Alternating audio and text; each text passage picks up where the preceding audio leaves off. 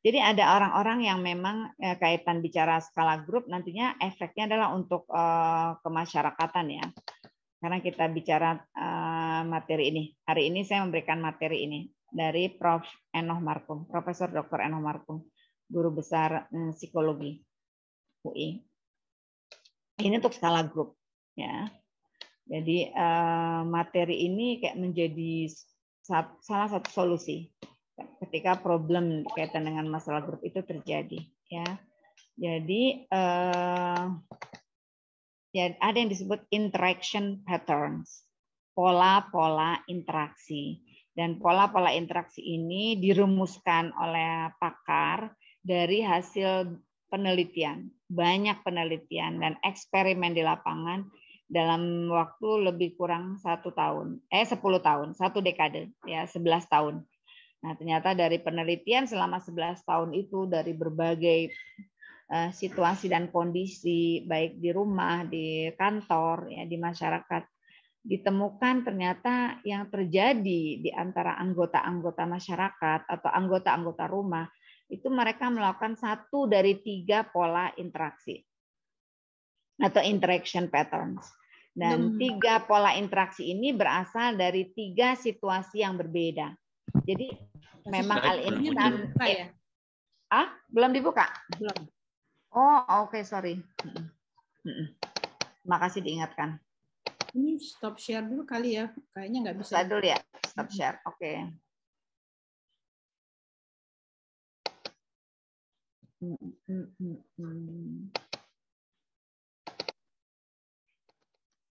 Udah? Belum. Makanya Mbak Sita masih share. Ya, share coba. Udah. Stop share dulu. Ah, ini udah. Sudah. Oke. Ya, Kapitas Lekta dari Prof. Enoh Markum. Beliau membahas tentang interaction patterns, pola-pola interaksi. Didapatkan dari hasil eksperimen penelitian 1 dekade. Ternyata ada 3 pola interaksi di antara anggota masyarakat, ya, di antara anggota satu keluarga. Berasal dari 3 situasi yang berbeda. Jadi situasi mempengaruhi pola interaksi. Lingkungan mempengaruhi pola interaksi. Jadi ada banyak faktor kenapa terjadi pola interaksi yang seperti ini. Oh ya, karena dia lahir dari situasi yang seperti ini, ya, seperti itu. 3 situasi yang berbeda itu adalah situasi yang kooperatif, atau situasi yang kompetitif, atau situasi yang individualistis, ya seperti itu. Jadi kan ada yang disebut need for achievement, need for affiliation. Di masyarakat timur ya, dan terutama juga misalnya Indonesia yang mengenal gotong royong dan seterusnya, itu need for affiliation itu lebih melampaui need for achievement. Ya, jadi yang orang mangan ngumpul seperti itu, yang penting kebersamaan, susah sama ringan sama dijinjing, berat sama dipikul. Dan seterusnya itu adalah situasi yang tadi need for affiliation-nya itu yang lebih ini. Yang penting kita tuh bisa berafiliasi belong to one group gitu, belong to one society dan seterusnya, tinimbang menonjol sendiri prestasinya. Tapi tadi Pak Delvi, Prof. Nurlia dan lainnya, Pak Gunawan, Mbak Mila juga bicara tentang produktif ya, produktivitas. Ya kalau di Quran itu jelas tuh surat Al-Hajj ayat 77, ya ayyuhalladzina amanu ruk'u wasjudu wa'budu rabbakum waf'alul khaira la'alakum tuflihun. Ya, ruku sujud sembah Tuhanmu, vertikal, if'al khair. Jadi orang yang produktif. Ya, the best among of you is the most contributive one. Khairun nas anfa'uhum linnas. Jadi produktif. Jadi need for achievement-nya itu sebenarnya juga ada satu hal yang harus dicapai. Jadi jangan ya udahlah kalau miskin ya miskin bareng gitu. Kalau susah ya susah bareng. Harus ada yang berani memperbaiki keadaan. Ya. Nah, situasi yang kooperatif, situasi yang kompetitif, situasi yang individualistik. Masyarakat Barat ya cenderung untuk sangat kompetitif, individualistik. Sebenarnya bukan Barat saja ya, Korea Selatan, Jepang itu juga satu masyarakat yang sangat kompetitif ya, sangat kompetitif. Tapi kemudian tadi masalah kesehatan jiwa juga menjadi satu problem. Oke, lanjut. Suasana yang kooperatif ya, kalau suasananya kooperatif di satu keluarga itu saling menolong seperti itu. Menyebabkan terjadinya positive interdependence ya. Nah, positive interdependence itu adanya hubungan saling ketergantungan yang positif. Nah, pola interaksinya disebut promotive interaction. Promotive interaction. Jadi pola hubungannya dianggap sebagai satu interaksi yang promotif, gitu ya. Bisa mendorong orang gitu pada kemajuan, gitu, pada kebaikan, pada hal yang positif. Kalau tadi kooperatif menyebabkan positive interdependence ya, dan kemudian menjadi promotive interaction. Ini terjadi jika masing-masing individu di dalam grup ya saling menyemangati dan memfasilitasi usaha untuk mencapai tujuan bersama. Seperti tadi si abang yang nggak langsung nyalahin adiknya, kamu ngapain sih ngabur, itu dosa gitu ya, kamu durhaka sama orang tua. Tapi dia mencoba memahami dari sudut pandang adik yang tadi habis big fight gitu with their father. Sudut pandang ayah gini, apapun itu kita harus punya tadi apa istilahnya love each other, respect each other gitu. Si kakaknya menasehati seperti itu ya. Dan tadi si kakak yang di Korea Selatan itu kalau dia mau kesel, aduh ibunya nih ngomong Arab terus gitu. Padahal ini di Korea udah sekian tahun gitu ya. Gimana mau berinteraksi, jadi nunjukin jalan ibunya ngomong Arab, ini ngomong Korea, supirnya bingung akhirnya jadi salah-salah jalan gitu kan. Tapi dia terus pulang, ayo Umi harus belajar, dia ngajarin ibunya untuk belajar bahasa Korea ya. Saling menyemangati dan nggak cuma nyelak doang gitu, dan memfasilitasi gitu. Dengan dia langsung jadi gurunya si kakak tadi.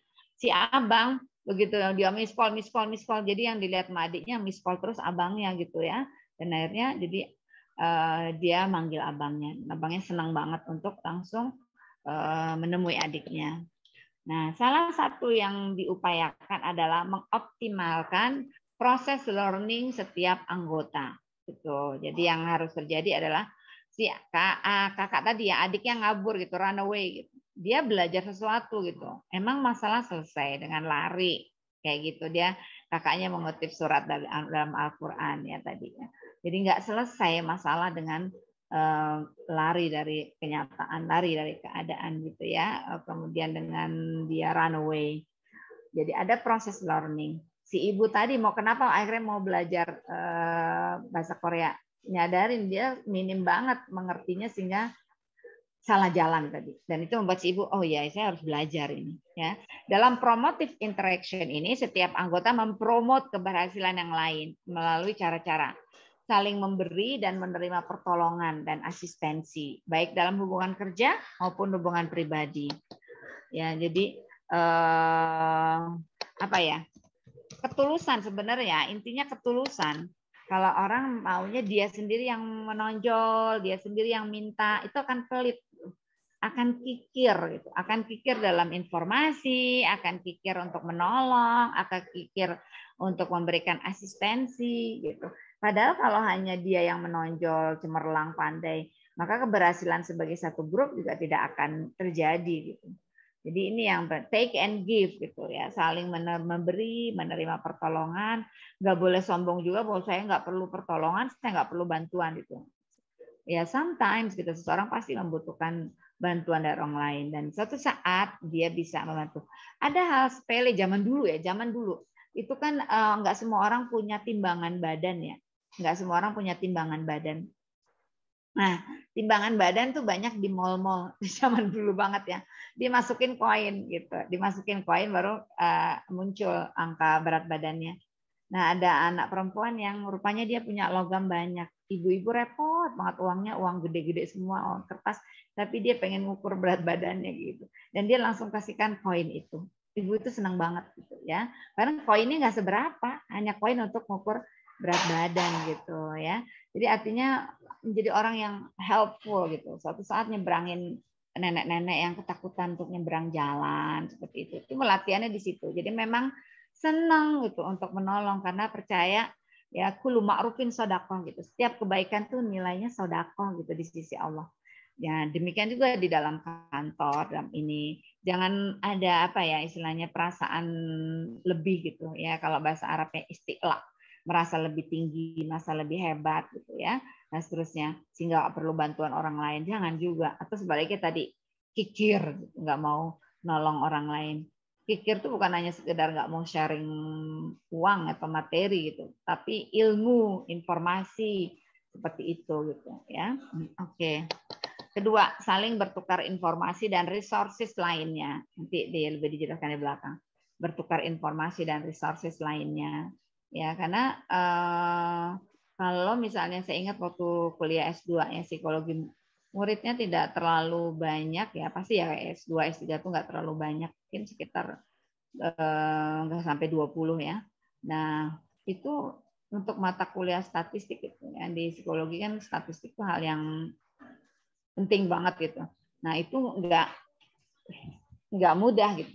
Tapi alhamdulillah karena sudah mungkin diajarkannya seperti itu, ya udah tuh saling bantu-membantu gitu, tukar-tukaran ini apa data, saling ketemu ke rumah yang lain tuh nggak sayang-sayang untuk ngasih, dan senang kalau temannya lebih banyak yang dapat A gitu ya.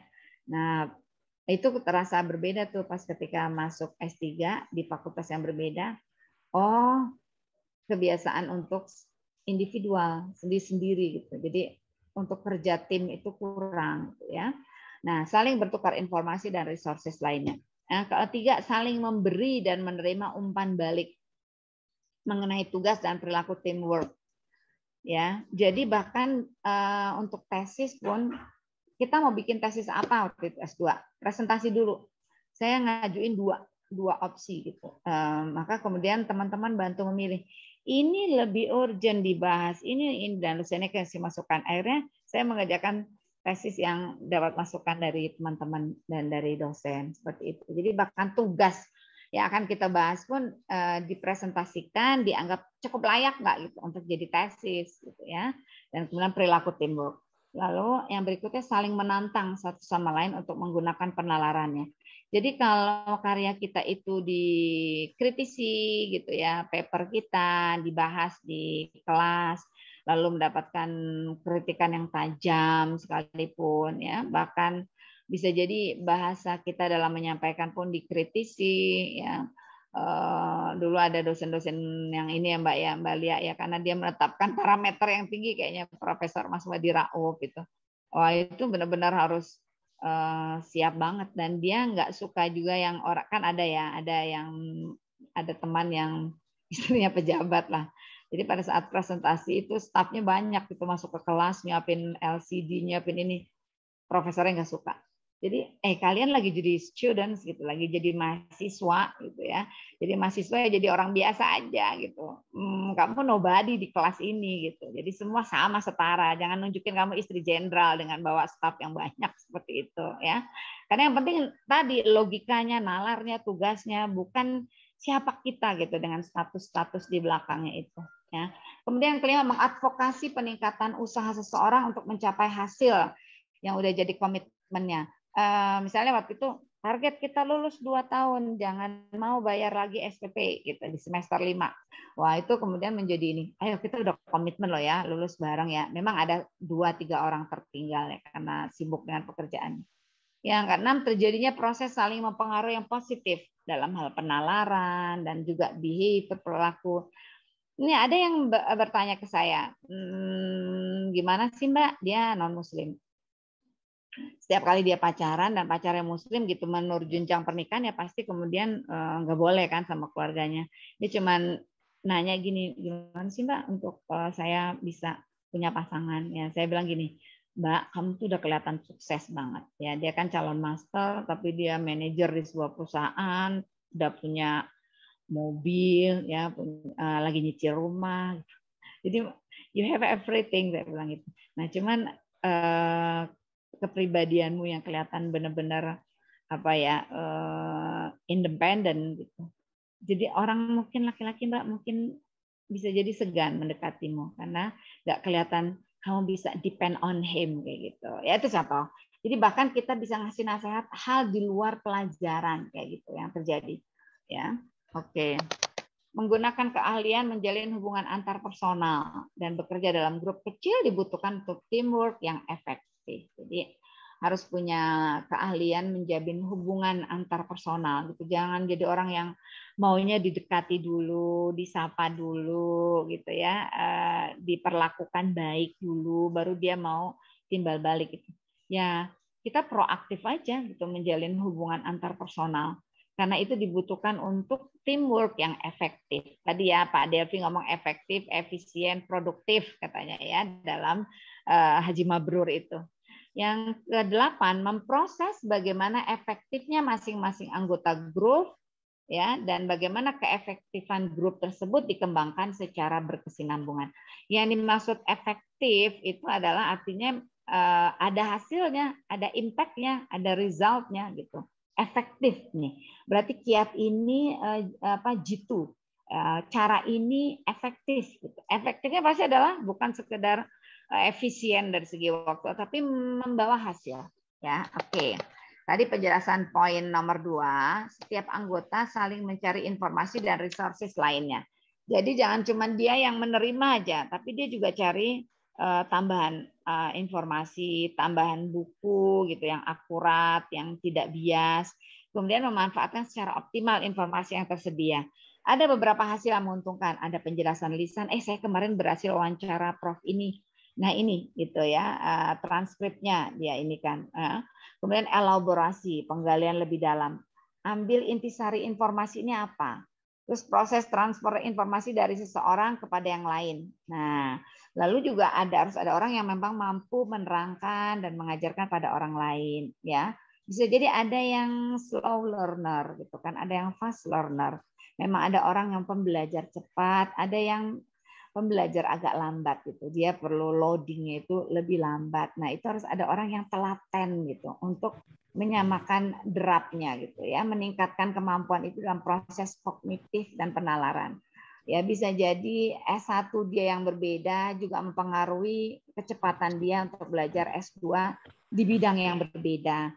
Dan temannya ini yang S1-nya paralel jurusannya akan lebih membantu temannya itu untuk memahami pelajaran ya.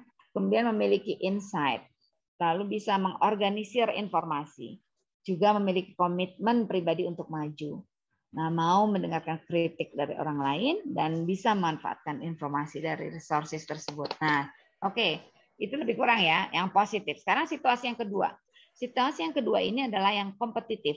Jadi yang tadi itu adalah situasi yang istilahnya kooperatif gitu ya. Kooperatif itu ya saling menolong. Nah, situasi yang kedua kompetitif.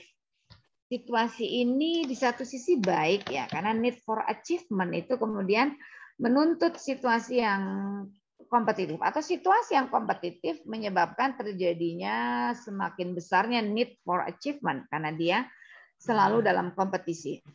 Masuk sekolah yang bagus dia harus berkompetisi, masuk di kantor yang bagus dia harus berkompetisi ya. Dan seterusnya. Nah, situasi yang kedua ini menyebabkan terjadinya negatif interdependence yang pada akhirnya menghasilkan pola interaksi oposisi, oppositional interaction. Ya, oke. Ini beda dengan oposisi di dunia politik ya, yang untuk check and balances. Oppositional interaction ini terjadi jika masing-masing anggota tidak menyemangati, tidak mensupport, atau tidak memfasilitasi yang lainnya untuk juga berprestasi. Karena ya sibuk dengan diri sendiri, bahkan ada kecenderungan menghambat yang lain, karena mereka tak ingin ada yang melampaui kesuksesan mereka. Nggak mudah memang menjadi orang yang lapang dada dan ingat gitu. Tujuannya kan keberhasilan bersama gitu. Tujuannya kan adalah keberhasilan misalnya as a couple gitu. Misalnya ada suami-suami yang merasa terancam dengan istrinya sekolah lagi gitu ya. Nanti dia jadi tinggi hati lagi gitu. Nanti dia jadi ya istilahnya belak, kalau Betawi jadi belagu gitu ya. Kemudian tidak menghormati suaminya kayak gitu. Ada yang seperti itu. Tapi suami-suami yang pede, yang confidence, biarpun dia sekolahnya S1, terus istrinya sampai S3, nggak masalah. Itu di dunia dia, dunia akademis, di rumah ya tetap istri saya, di rumah ya tetap ibunya anak-anak kayak gitu ya. Jadi atau gini, wah nanti kalau dia karirnya bagus, gajinya lebih dari saya, nanti dia sombong lagi. Padahal kan rezeki dari Allah ya, kadang lewat istri, kadang lewat suami, kadang lewat anak. Saya pernah cerita ya, teman saya yang S3 di Inggris itu kan, tahu-tahu anaknya masuk klub Manchester Junior, dan kontraknya itu jauh lebih gede dari beasiswa bapaknya ataupun ibunya yang kerja jadi cleaning service di TK ya. Seperti itu. Akhirnya semua nggak pulang dulu, nunggu kontrak habis anaknya. Jadi pemain bola Manchester Junior. Ya rezeki dari anak ya, gitu ya. Nah, mereka sibuk untuk menghambat karena nggak mau ada yang melampaui kesuksesan. Masa terus, oh anak, masa kita ngikutin sampai kontrak dia selesai, orang ayahnya udah jadi PhD, ya. Yang berikutnya, terakhir, ya pembahasan kita terakhir adalah pola no interaction. Jadi no interaction, ya. Bukan promotive interaction, bukan istilahnya tadi oppositional interaction, ini no interaction. Dia lahir di situasi yang individualistik. Setiap orang bekerja secara independen, terpisah, tidak ada interaksi, tidak ada tukar informasi, fokus untuk kesuksesan pribadi. Saya pernah dengar ya, ada seorang anggota dewan yang bicara seperti ini. Ngomong ke saya, kenapa kamu nggak punya sosial media sih? Saya bilang gitu. Kenapa sih bahkan nggak mau punya WhatsApp group atau apa? Percuma Mbak, katanya. Popularitas nggak terkait dengan elektabilitas. Kenyataannya tuh dia sebutin artis ini, nggak kepilih lagi tuh di dapilnya. Saya yang penting turun di dapil saya, dipilih oleh mereka dan terpilih lagi. Jadi nggak perlu saya terkenal gitu. Oh, padahal anggota parlemen kan parle itu bicara kayak gitu ya. Dia harus menukar informasi apa kemajuan di dapil dia dan apa yang bisa di-share gitu untuk ini. Itu satu contoh. Pokoknya dia kerja sendiri aja, bodoh amat gitu, nggak mau dia share ke masyarakat apa yang dia pikir, apa yang dia lakukan. Yang penting saya kepilih lagi. Itu individualistik ya, dia mengabaikan kesuksesan as a group itu ya, dan seterusnya. Juga sebagai satu institusi parlemen. Oke. Nah, jadi dia sukses secara pribadi, yang lain bisa jadi underperform. Nah, ujungnya kinerja grup juga akan underperform. Nah, ketiga pola interaksi yang berbeda ini menghasilkan outcomes atau impact yang berbeda pula. Oke, nanti kita akan bahas yang mana yang baik. Ya, sekian dulu, mungkin kita bisa buka forum tanya jawab. Dr. Helda, saya kembalikan ke Dr. Helda. Ya, terima kasih Mbak Sita. Mungkin bisa raise hand atau ini? Ya, atau langsung unmute. Unmute, ya boleh. Bagi yang ingin memberikan pertanyaan. Saya ada pertanyaan. Maka, Ibu namanya siapa Bu? Ini nama Bapak kayaknya nih. Abdul Mukni super kaya. Super kaya. Amin. Masya Allah. Monggo Bu, silakan. Iya, terima kasih banyak atas waktunya. Iya. Tadi saya menyimak. Terima kasih banyak. Ini. Ya, Ibu siapa Bu? Maaf namanya. Saya Hana. Oke, Mbak Hana. Gini Mbak, saya mau nanya, kalau misalnya tadi dalam satu tim ya, kan tadi komponennya sudah saya nyimak gitu ya. Iya. Saya bukan psikologi, cuman saya banyak berinteraksi dengan orang. Iya. Kerjanya di mana? Kerjanya di mana Mbak? Saya marketing travel. Oh ya, oke. Jadi saya melihat memang benar banget itu apa yang tadi dari poin-poinnya gitu ya. Kalau memang itu kan teorinya, kalau saya emang udah sedikit menjalani, cuman praktek. Jadi saya melihat, jadi yang saya tanyakan kalau misalnya komponen dari anak udah saling backup gitu ya, lalu misalnya orang tuanya yang dari, kan kalau orang tua itu memang tidak bisa, ya kalau udah berpikirnya begitu gitu loh, pasti agak sulit. Jadi bagaimana itu bisa jalan bareng gitu ya. Jadi kadang-kadang terkendala dengan faktor karakter orang tuanya itu loh, yang pola pikirnya itu gitu loh Mbak. Iya. Itu aja, makasih banyak. Iya. Kita udah pernah ketemu belum sebelumnya ya Mbak? Saya dulu waktu gadis sering ikut kajiannya Mbak Sita. Saya udah curiga karena dia manggil Mbak, itu orang jadul ini. Ya, oke. Nah, sekarang saya gadis zaman dulu ya gadis. Oke. Jadi zaman dulu nih ya. Jadi kadang-kadang bahkan anak pun bisa memberikan pelajaran buat orang tua gitu, apa yang mereka butuhkan, kesadaran tentang pertumbuhan otak, dibutuhkan tadi connecting, talking, playing, dan seterusnya. Jadi jangan cuma tahu teorinya gitu loh, tetapi gimana praktek, karena kalau udah begitu pegang apa tadi devices ya, gawai, gadget, udah lupa. Jadi harus ada saat-saat yang dimana semuanya diletakkan gitu jauh. Almarhumah ibu mertua saya pernah bilang, nih dosa banget yang nemuin ini ya, karena anak-anak jadinya cuek sama orang tua, tuh anak-anak atau dengan neneknya. Nah, orang tua juga gitu bisa cuek karena dia pegang ini. Bahkan pernah saya ngelihat di rumah makan restoran donat itu.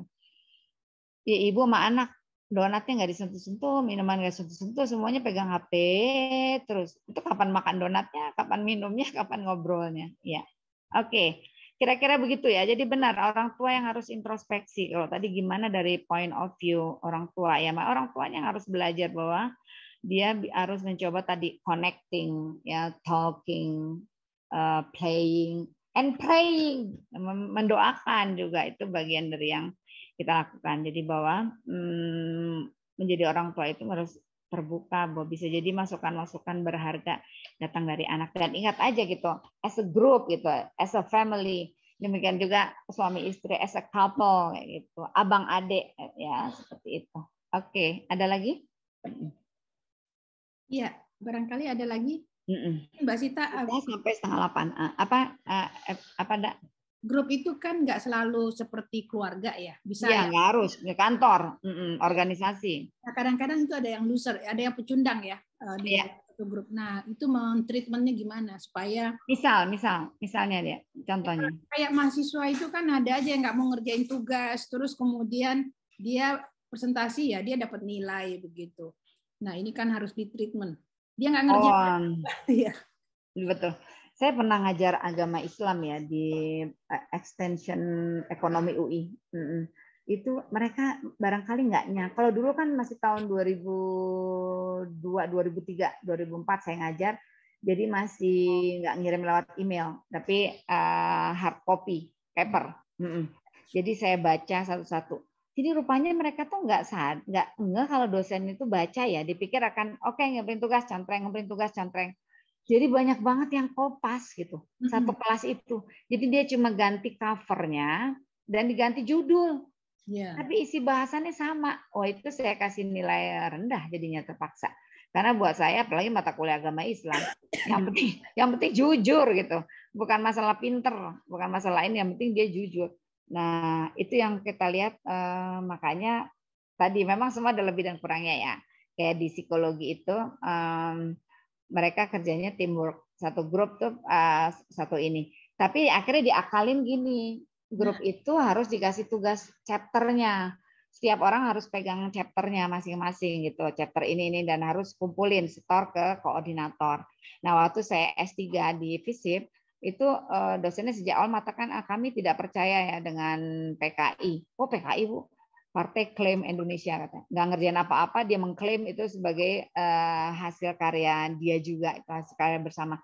Jadi akhirnya papernya individu semua. Ya semua ada lebih dan kurangnya, tapi menurut saya lebih bagus tetap aja as a group, cuma harus diperhatikan mekanismenya gitu, bahwa semua orang punya kesadaran kontribusi untuk grup itu gitu. Jadi harus juga dia ikut ambil bagian dalam kerja itu makalah grup itu ya, makalah grup. Nah, bagaimana ini menurut saya perlu ada tugas tambahan yang personal buat dia. Tugas grupnya tetap, tapi dia perlu dapat tambahan. Bagus, artinya sebagai dosen Bu Helda nih, Dr. Helda tahu mana anak-anak yang istilahnya memanfaatkan kerja grup ini ya, bahwa dia istilahnya claimer gitu ya, menjadi orang yang ikut mengklaim bahwa ini hasil kerja dia. Itu pasti ada di mana-mana. Memang ada orang yang senang berselancar gitu ya, berselancarnya tapi tadi dengan memanfaatkan, artinya ya memanipulasi kerja grup dan seterusnya. Nanti di kantor juga begitu, dia akan begitu juga gitu ya. Dan dia akan hanya mau kerja yang kira-kira ada profitnya, ada apa. Karena saya suka bingung memang dalam proses learning ini apa sih yang dicari anak-anak itu gitu ya. apa sekedar gelar dan kemudian naik pangkat di kantornya gitu. Tapi sebenarnya nggak ada proses learning dia. Learning bukan cuma sebagai seorang student ya, mahasiswi, tapi sebagai seorang manusia dewasa gitu. Masa dia membohongi diri sendiri. Karena suka bingung orang ini kapan belajar ya, atau tuh ada gelar doktor gitu di depannya gitu. Nah, ya ternyata memang ada dulu ya, nggak tahu sekarang. Universitas papan nama gitu yang bisa memberikan secara cepat gitu dengan cara apa, kaitan dengan luar negeri dan seterusnya.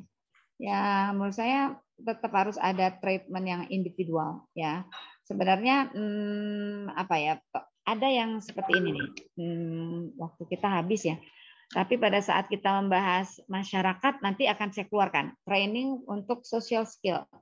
Dia sekalian untuk di masyarakat gimana nih orang-orang seperti ini. Ya, materi ini juga materi kaitan dengan psikologi ya. Training untuk social skill. Jadi perlu ada pelatihan gitu buat dia suatu saat dia dipaksa untuk jadi leader. Orang kayak gini, Dr. Helda, jadiin dulu dia leader. Untuk satu kerja tim dia jadi leader, jadi dia yang ikut membagi tugas. Tapi kan temannya ngelihat gitu, dia sendiri ngerjain nggak gitu. Dan harusnya merangkum semua itu dia sebagai leader. Ya, kan pembagian tugas, kamu chapter ini, terus nanti dia yang harus merangkum, dikasih tanggung jawab gitu. Mudah-mudahan dengan dikasih tanggung jawab seperti itu, dia jadi terpacu gitu untuk tidak malas seperti itu, untuk apa selalu mengambil credit point dari kerja orang ya seperti itu. Memang ada orang yang selalu cari nama aja gitu judulnya, cari nama, cari benefit tanpa dia mau keluar tanpa keluar keringat, tanpa keluar memeras otak. Oke, ada satu lagi terakhir pertanyaan. Ini Bu Sita. Iya, Pak Delvi. Tentang apa tadi, tentang promosi interaksi, promosi. Oh ya. Nanti saya akan sebutin ya yang mana yang baik kita. Iya. Lanjut. Ada 7 poin. Yang keempat itu ada poinnya positif, tapi yang keempat ini saling menentang satu sama lain untuk menggunakan penalaran. Biasanya butuh persentase gitu kan. Kadang-kadang saling menentang itu bisa saling membunuh, bisa juga saling menguatkan gitu kan. Mungkin sejauh mana dia bisa juga kompetitor itu membunuh kita dengan menentang dan membuat jadi ciut istilahnya, kalau di Medan jadi ciut, bukan jadi berkembang. Ke presentasi sejauh mana. Ya. Nah, sebelum pertanyaan Pak Delvi ini, waktu itu Prof. Enoh Markum menerangkan begini, ya misalnya orang yang seperti apa sih yang dibutuhkan dalam grup itu? Apakah orang yang independen atau orang yang dependent ya? Nah, karena apa? Kalau di independen, apakah dia bisa membangun interaksi, saling membutuhkan gitu satu sama lain, atau orang yang istilahnya dependent gitu, yang tergantung pada orang lain ya. Nah, beliau mengatakan yang dibutuhkan adalah orang yang independen, tapi mereka membangun yang disebut interdependensi, positif interdependensi. Dia independen, dia bisa mengerjakan tugas sendiri sampai selesai, ya. Tetapi dia membutuhkan masukan dari yang lain, ya, untuk tadi saling membutuhkan. Ada suami independen, istri independen, tapi mereka tetap membutuhkan satu sama lain untuk diskusi, untuk saling memberi masukan. Terus juga di kantor seperti itu, kemudian juga tadi ibu dan anak, orang tua dan anak, ayah dan anak, ya. Kemudian juga di kantor, ya, seperti di organisasi. Bukan harus selalu yang saya ini kadang-kadang ya ajaib ya. Saya pernah tahu bapak-bapak yang masuk S3, tapi memang mereka tuh punya supporting system kayak gitu. Ya, ada tim yang menuliskan dia ngomong, tapi ada tim yang menuliskan ini. Nah, suatu saat dia saking gateknya itu minta tolong bukain email dia gitu. Kenapa? Ada tugas paper yang masuk dari asistennya. Aduh gitu. Jadi proses learningnya di mana gitu, karena papernya dibikinin kayak gitu. Karena kan itu sebenarnya proses learning. Jadi harus orang yang independen, bukan semua harus bantuin dia untuk jadi dokter kayak gitu ya. Kemudian independen, tapi memang membangun interdependensi, saling membutuhkan satu sama lain. Kalau menurut Pak Delvi tadi bab yang positif istilahnya promotive interaction, lalu ada positive interdependence ya. Di poin yang berapa 4 atau ini harus men-challenge satu sama lain. Jadi bahwa jangan seseorang tuh sudah sangat puas dengan hasil kerjanya gitu ya, bahwa dia juga tetap membutuhkan kritik gitu. Nah, kita itu kadang-kadang kalau orang memberi masukan atau mengkritisi dianggap seperti merendahkan gitu, seperti dianggap tidak menghargai gitu ya. Nah, ini yang jadi di challenge. Emang artinya benar ini ya yang kamu sampaikan. Apa nggak ada kalau situasinya berbeda, situasi kondisi berbeda, bisa aja loh hasilnya berbeda kayak gitu. Jadi dia sebenarnya memberikan opsi-opsi lain gitu, bahwa bukan seperti yang Anda paparkan saja. Jadi itu maksud men-challenge nalar itu bukannya kemudian menegasikan atau katakanlah meniadakan apa yang dia kerjakan, cuma untuk upgrading gitu. Ingat ya, orang seringkali mau berubah kalau ada challenge dari luar, ya ada tantangan dari luar yang bahkan berbahaya. Mau nggak mau dia akan refleks nalurinya berubah. Tapi ada juga situasi yang sebenarnya kondisinya baik-baik saja, tapi dia harus ingat kalau kondisi itu baik-baik saja kesannya stagnan, itu akan decline, ya akan merosot. Nah karena itu dia harus upgrading gitu, upgrading. Jadi walaupun nggak ada istilahnya ancaman dari luar yang mengancam eksistensi atau perusahaan ini akan bangkrut atau apa. Misalnya kalau partai politik, apa yang mengancam eksistensi? Tidak lolos parliamentary threshold gitu. Di situasi yang crucial moment seperti itu, dia harus berusaha keras bagaimana lolos parliamentary threshold gitu. Ya, satu usaha artinya dia akan mencapai break even point nggak gitu di tahun seperti ini, atau akan terus merugi gitu perusahaannya. Nah, disitulah dibutuhkan memang saling men-challenge satu sama lain. Bahkan harusnya seorang pimpinan pun bersedia juga menerima masukan. Ya, ke arah mana ini organisasi ini berjalan? Gitu. Ke arah mana company ini akan berjalan? Ya, contoh ada perusahaan dulu yang benar-benar anti untuk melakukan PHK. Pokoknya nggak akan ada yang pernah dipecat. Tapi suatu saat ternyata harus dilakukan. Gitu.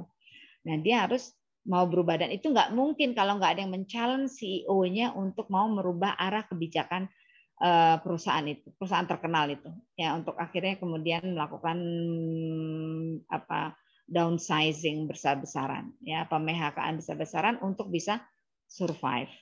Satu contoh. Jadi itu Pak, bukan merendahkan, tetapi men-challenge bahwa apakah nggak ada opsi yang lebih baik, gitu? Apa nggak ada jalan keluar yang lebih baik, gitu?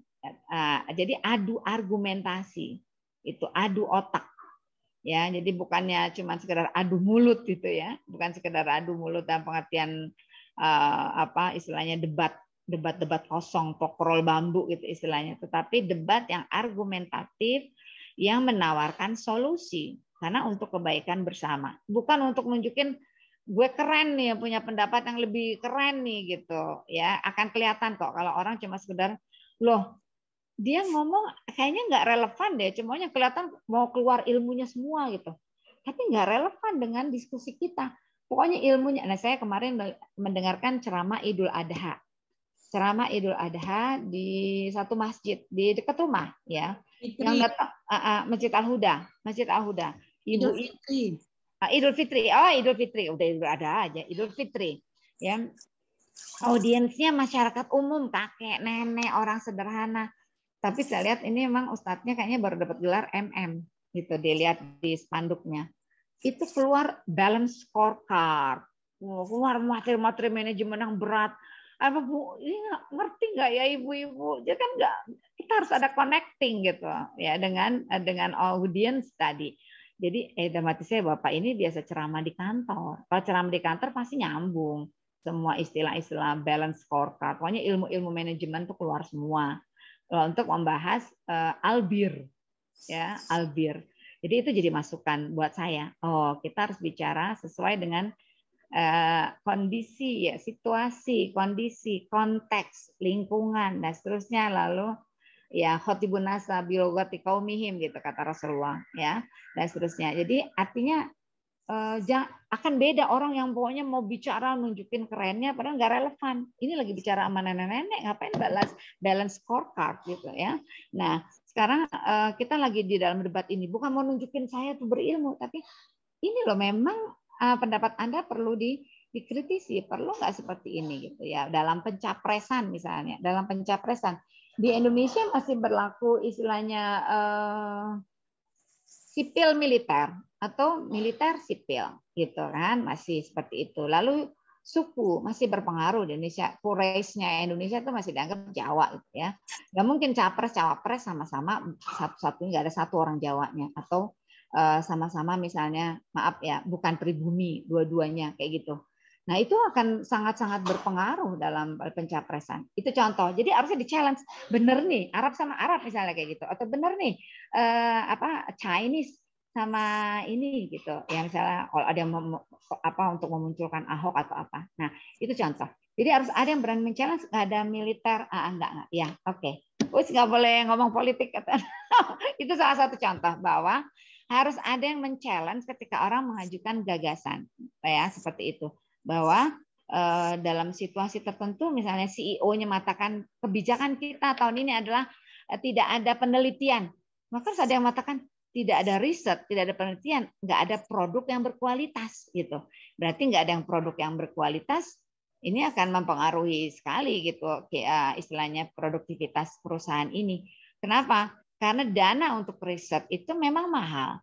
Tetapi dampaknya adalah pada produknya, produk yang kemudian menjadi laku di pasaran. Kayak gitu Pak Delvi ya. Jadi bukan untuk menjatuhkan, bukan kelihatan untuk mengesankan ini asal kritik gitu, tapi kritik yang kemudian memberikan masukan yang berharga, yang konstruktif, yang bukan untuk menjatuhkan.